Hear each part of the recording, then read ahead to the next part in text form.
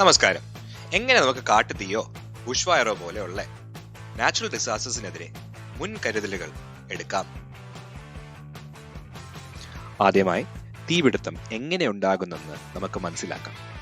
ഓക്സിജനും കഠിനമായ ചൂടും ഇന്ധനവും തീക്ക് വളമായി മാറുന്നു. പ്രധാനമായി ഉണങ്ങിയ പുൽച്ചെടികളും ചില്ലകളും മരപ്പട്ടകളും ആണ് ഇന്ധനം ആകുന്നത്.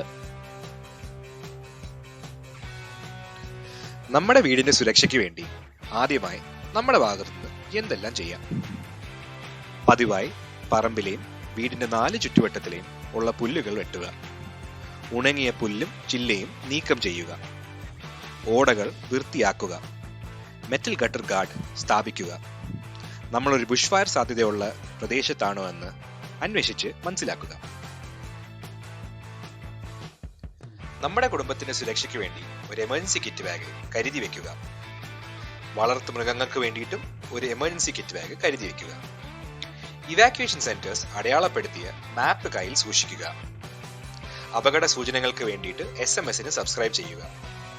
ആവശ്യമുള്ള കുറിപ്പും അല്ലെങ്കിൽ സ്ക്രിപ്റ്റും മരുന്നുകളും കൈവശം വെക്കുക. കുടുംബാംഗങ്ങൾ എല്ലാവരും ചേർന്ന് അടിയന്തര അഭ്യാസങ്ങൾ പരിശീലിക്കുക. നിങ്ങൾക്ക് മതിയായ വീടും ഉള്ളടക്കമുള്ള ഇൻഷുറൻസ് ഉണ്ടോയെന്ന് ഉറപ്പിക്കുക.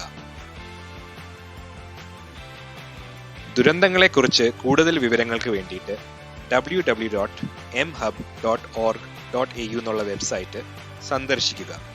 നന്ദി, നമസ്കാരം.